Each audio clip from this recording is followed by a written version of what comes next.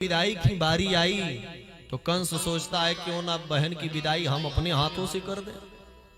भाई आजकल वैसे भी छवि हमारी खराब हो रही है प्रजा में। तो रथ में बिठा लिया देवकी को और घोड़ों की लगाम अपने हाथ में ले लिया और लगा रथ चलाने। जब रथ चलाने लगा तो देवकी मैया बड़ी प्रसन्न हो रही कि देखो मेरा भैया कितना प्यार करता है राजा होकर के, और मेरा रथ खुद चला रहा है महाराज, कितना प्रेम करता है मुझसे। और मथुरा के प्रजा भी कहती अरे भाई देखो देखो महाराज कंस को जितना क्रूर हम समझते थे उतने हैं नहीं, इनके भीतर भी कुछ दया है, करुणा है। देखो बहन को कैसे अपने हाथों से विदा कर रहे हैं प्रसन्न हो। लेकिन भैया देवताओं की धड़कन तेज हो गई। देवता सोचने लगे कि देवकी मैया तो बड़ी प्रसन्न हो रही, कहीं ऐसा न हो कि भगवान भी प्रकट होकर के मामा का संबंध बना बैठे तो जो वादा किया है वो सब धरा का धरा रह जाएगा महाराज। तो क्या करें, सारे देवताओं ने मिल करके आकाशवाणी कर दिया अस्यास्त्वाम अष्टमो गर्भो हंतायाम हसे बुधा। हे अबुध अज्ञानी कंस, जिस बहन को तू इतनी प्रेम से विदा कर रहा है इटके इसकी 8वीं संतान तेरा काल। ओ महाराज जैसे कंस ने सुना, जैसे सुना कंस अरे महाराज क्रोध में आ गया, क्या इस देवकी का 8वां संतान मेरा काल होगा। अब क्यों महाराज लगाम छोड़ दिया, तलवार खींच लिया, देवकी के केस पकड़ के नीचे पटक दिया, केस पकड़कर नीचे पटक दिया और कहता कि इस देवकी को छोड़ूंगा नहीं, मैं मार डालूंगा, मार डालूंगा इस देवकी को। इतने में वसुदेव जी आ गया। वसुदेव जी आए और वसुदेव जी कहते अरे महाराज कंस क्या कर रहे हो, क्या कर रहे हो महाराज, आप अपनी बहन का वध करोगे। भगनी महान तुम्हार अब्ध खड्ग पाणी कृचे गृह, आप इस खड्ग के द्वारा अपनी बहन का वध करोगे। महाराज ये उचित नहीं है, आपकी कीर्ति कलंकित हो जाएगी, आपका यश पताका सब धूमिल हो जाएगा। दुनिया वाले क्या कहेंगे कि कंस के जैसा महारथी अतिरथी वीर एक स्त्री पर हाथ उठाया, आप जैसा वीर पुरुष स्त्री पर हाथ उठाएगा शोभा नहीं देगा महाराज। इसका वध करेंगे आप, अभी अभी आपने इसका कन्यादान किया है, अभी इसके पैरों के महावर नहीं सूखे और आप इसे मारना चाहते। देखिए वसुदेव जी पति हैं, इसलिए वह बचाने के लिए आ गया। पति माने क्या, पाती रक्षक। पति किसे कहते हैं, पति किसे कहते हैं। अब यहां ना पतिये बोल रहे हैं ना पत्नीये बोल रहे हैं, हाँ, क्योंकि अब पति पत्नी रही नहीं गए, अब तो वाइफ हस्बैंड हो गए हैं। बोल वृंदावन बिहारी लाल की। पहले पति पत्नी हुआ करते थे, हाँ है ना सूरज बाबू। ये बेचारे सोच रहे हम क्या बताएं जब हम किसी में नहीं है। हाँ बोल भक्त वत्सल भगवान की जय हो। पति माने पाती रक्षक, जो स्त्री की हर प्रकार से सुरक्षा करे, उसे खुशहाल रखे, वो पति है महाराज, उसी को पति कहते हैं। लेकिन आजकल वाइफ और हस्बैंड हो गए।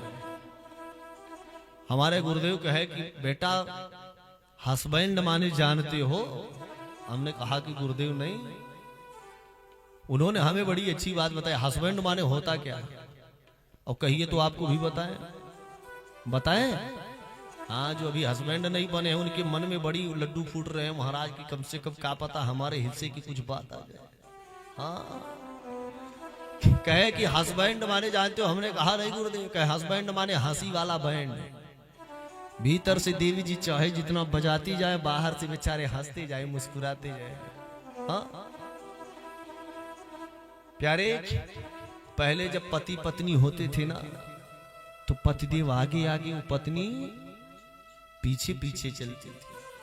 पैरों में पायल होते थे, बजते थे, झनकार होते थे, पता चलता था देवी जी आ रही हैं कि नहीं। लेकिन जब से ये दुनिया बदला है, मॉडल जमाना आया, पति पत्नी से वाइफ हस्बैंड हो गए, तब से पासा पलट गया।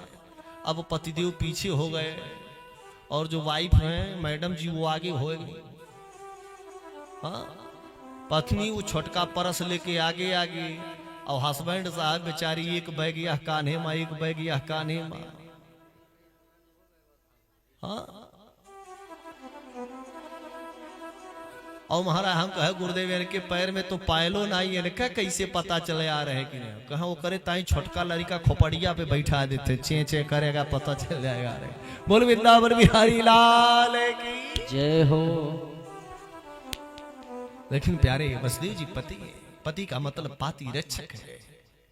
आगे आए और कहते महाराज कंस आपको भय इसके संतान से है, तो देवकी को क्यों मारना चाहते हो, इसका क्या अपराध। उसने कहा ये मेरे काल को जन्म देगी। वसुदेव जी ने कहा मेरे वचनों पर विश्वास रखो, मैं वचन देता हूं कि जितने संतान होंगे सब लाकर आपको दे दूंगा। कंस कहता है ठीक है। तो कंस देवकी वसुदेव को जेल खाने में डलवा दिया, जेल खाने में डाल दिया। और कालांतर में उनको एक देवकी मैया ने एक पुत्र को जन्म दिया जिसका नाम कीर्तिमान रखा। और उसको कंस के पास लेकर के आए, कहे महाराज कंस ये रही आपकी अमानत, पहला पुत्र हुआ देवकी। कंस बड़ा गदगद हुआ, कहा भाई वसुदेव मान गए, तू वचन का धनी है, ले जा, इससे मुझे कोई खतरा नहीं, मुझे खतरा तो 8वें वाले से है। और वसुदेव जी लेकर जैसे मुड़े कि इतने में नारद जी आए। नारद जी कहे कि बस कंस वो कौन जा रहा है। कंस ने कहा वो वसुदेव जा रहा है गुरुजी, देवकी को पहला पुत्र हुआ था उसी को लेकर के आया था। तो क्या किया, हम करते क्या, हमको खतरा तो 8वें से है, पहले से थोड़ी। अब तो नारद जी 8 पंखुड़ियों वाला कमल लेकर गिना रहे हैं, 1 2 3 4 5 6 7 8, और फिर इधर से 1 2 3 4 5 6 7 8। कुछ समझ में आया, कह रहे हाँ गुरुदेव सब समझ गया, पहला 8वां हो सकता और 8वां पहला हो सकता है। बुलाओ वसुदेव को। और वसुदेव को बुलवा करके महाराज उस पुत्र को धरती पर पटका, उसका प्राणांत हो गया। एक कहावत है ना, शंख और मूर्ख दूसरों के फूकने से ही बजते हैं, कभी अपने से नहीं बजते। हाँ, मर दिया। ऐसे ही देवकी के 6 पुत्रों का वध कर दिया। 7वीं बार में देवकी मैया के गर्भ में भगवान शेष जी आए, शेष आए। तो कन्हैया सरकार जोगमाया से कहते हैं कि आप मथुरा में जाओ और देवकी मैया के गर्भ का हरण करके उसे गोकुल में पल रही रोहिणी मैया के गर्भ में डालाओ। जोगमाया से कहते हैं अगर आप ऐसा करोगी तो इस धरती पर आपकी बड़ी पूजा होगी। मेरा कहा मानोगी ना, बहुत पूजा होगी तुम्हारी। जोग माया आई और देवकी मैया के 7वें गर्भ का हरण कर लिया और ले जाकर रोहिणी मैया के गर्भ में डाल दिया। और इधर शोर मच गया कि देवकी का 7वां गर्भ नष्ट हो गया। 8वीं बार स्वयं भगवान नारायण ही देवकी के उदर में आए। और जब भगवान नारायण देवकी मैया के उदर में आए तो सारे देवतागण आकर के भगवान की सुंदर स्तुति करते हैं, जिसे गर्भ स्तुति कहते हैं। तो देवतागण भगवान की स्तुति कर रहे हैं, तो आइए हम और आप भी भगवान की स्तुति करते हैं, स्वागत करते हैं कन्हैया सरकार का। स्वागतम कृष्ण शरणागतम कृष्ण स्वागतम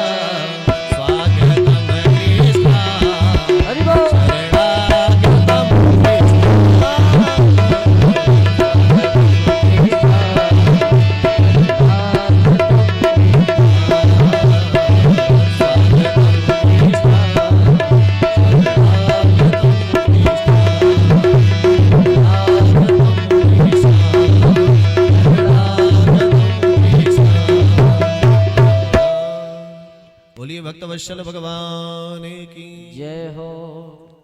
भगवान माँ के गर्भ गुहा में आए तो सारे देवता गण आकर के भगवान की सुंदर स्तुति करते हैं। सत्यव्रतम सत्य परम त्रिसत्यम सत्यस्य योनिं निहितं च सत्ये सत्यस्य सत्यामृत सत्य नेत्रम सत्यात्मकं त्वां शरणं प्रपन्ना। सारे देवतागण आखिर के बार बार भगवान को सत्य सत्य सत्य सत्य कह करके पुकार। मानो देवतागण भगवान को याद दिला रहे कि प्रभु आप तो मामा के जेल खाने में ही प्रकट होने वाले हो, कहीं ऐसा न हो कि मामा से संबंध जोड़ करके जो वादा किया है उसको भूल जाएं। इसलिए महाराज जो सत्यव्रतम हे सत्यव्रत भगवान, जो आपने व्रत लिया है, संकल्प लिया है कि इन दुष्टों का संहार करूंगा, पृथ्वी का भार दूर करूंगा, उस व्रत को पूरा करके दिखाइएगा, संकल्प को पूर्ण करके दिखाइएगा। देवताओं ने ऐसे निवेदन किया, स्वागत किया और देवता गण सब अपने अपने धाम को गए। इधर मैया देवकी 8वीं बार गर्भवती है। कंस के मन में भाव आया कि खतरा मोल नहीं लेना चाहिए भाई, हाँ चल करके देवकी का वध कर देना चाहिए, न जाने कैसा होगा मेरा काल, कैसे काल को जन्म देगी। नारद जी आ गया। नारद जी आए तो नारद जी से क्या गुरुदेव आप तो भूत भविष्य वर्तमान सब जानते हो, आप कृपा करके बताएं कहीं ऐसा ना हो कि मेरा काल जन्म लेते ही भागने लगे, मैं पहचानूंगा कैसे, मेरे काल का रूप रंग हुलिया कैसा होगा। तो नारद जी बतलाते हैं कि वो कैसा होगा।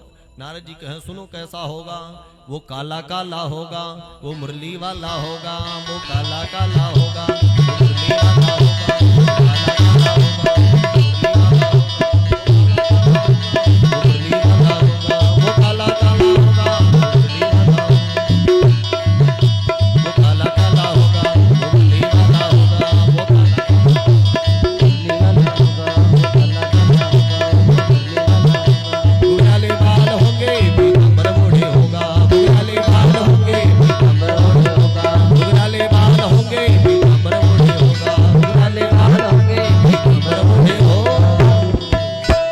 वो काला काला काला होगा, वो मुरली वाला होगा,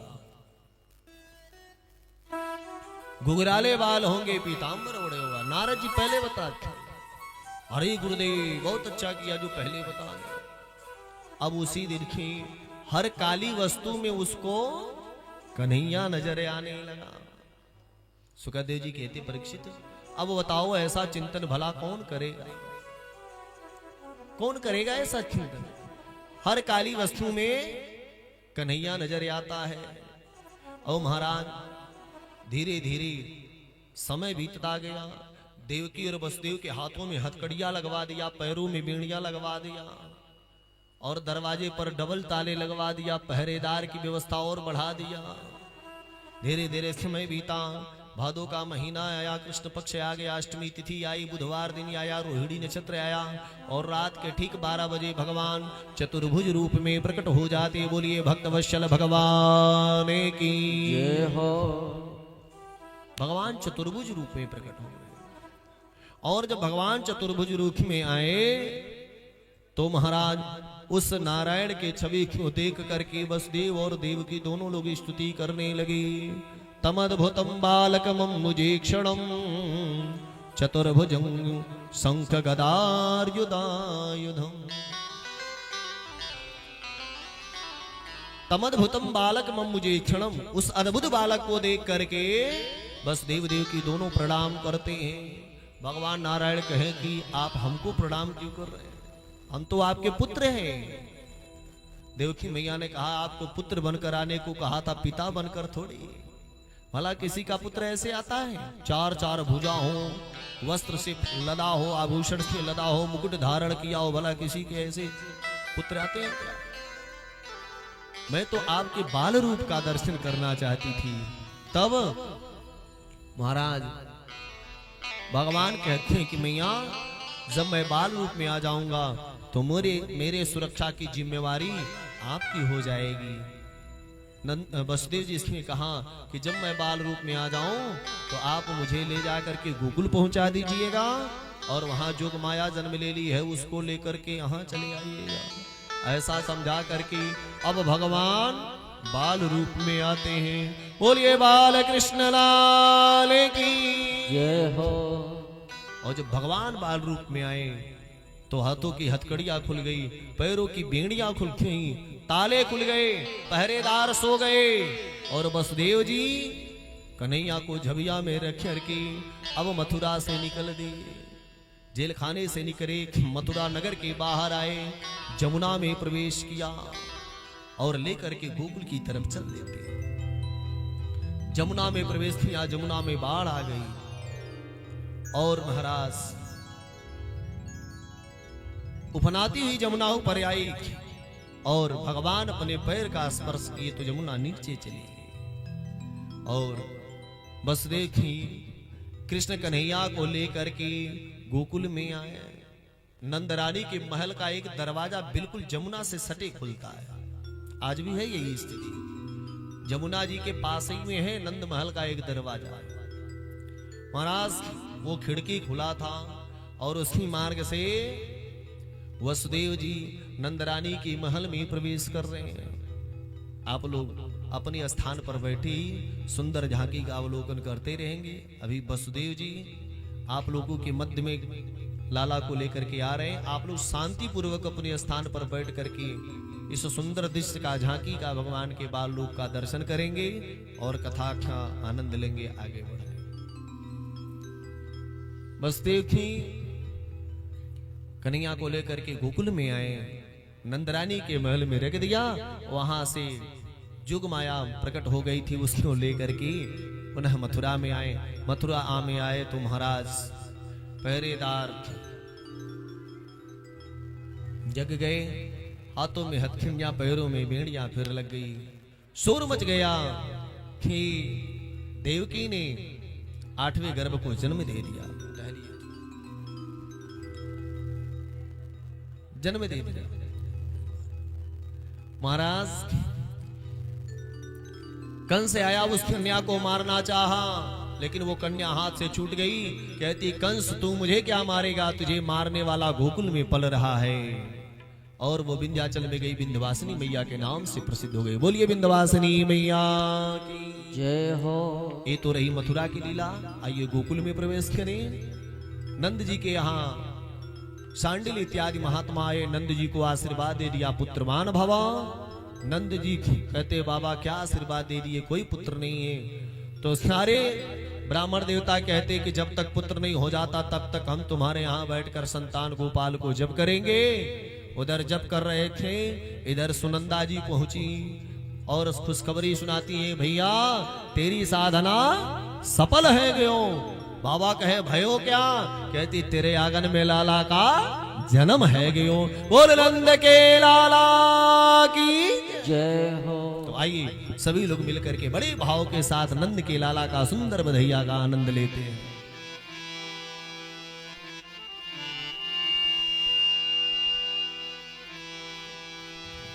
नंद जो के अंगना में बज रही आज बधाई। थोड़ा आवाज बढ़ाओ बाबू। सारे लोग मिलकर बड़ी मस्ती के साथ नंद जो के अंगना में बज रही आज बधाई, नंद जो के अंगना में बज रही सौ बार बधाई लोगों, सौ बार बधाई लोगों, लाखों बार बधाई। नंद जुगे, नंद जुगे, नंद जुगे, नंद जुगे अंगना में बज रही आज बधाई, नंद जुगे अंगना में बज रही आज बधाई। और ऐसे नहीं, सभी लोग खड़े हो जाए भाव से और झूमते हुए मस्ती के साथ। नंद जुगे अंगना में बज रही आज बधाई, नंद जुगे अंगना में बज रही आज बधाई।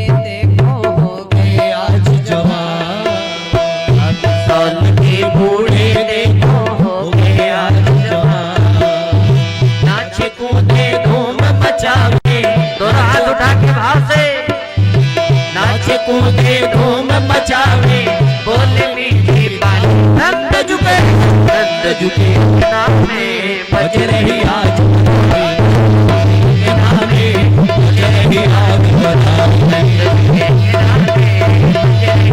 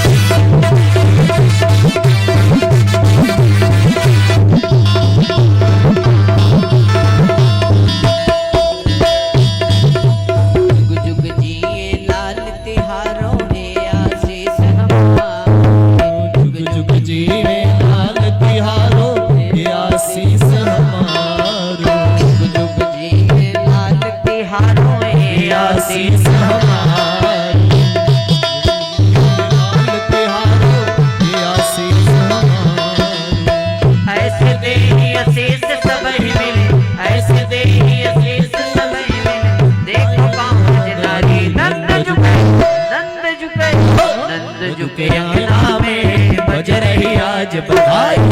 बज रही आज बधाई।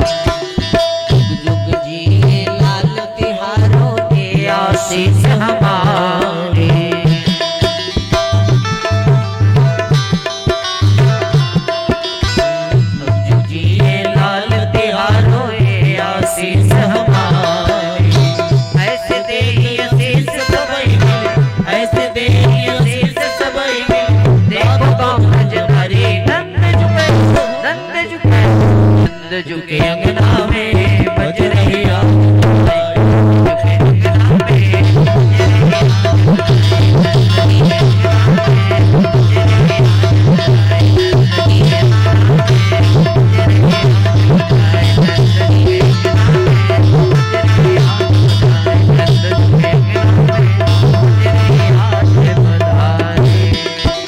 बधाई हो।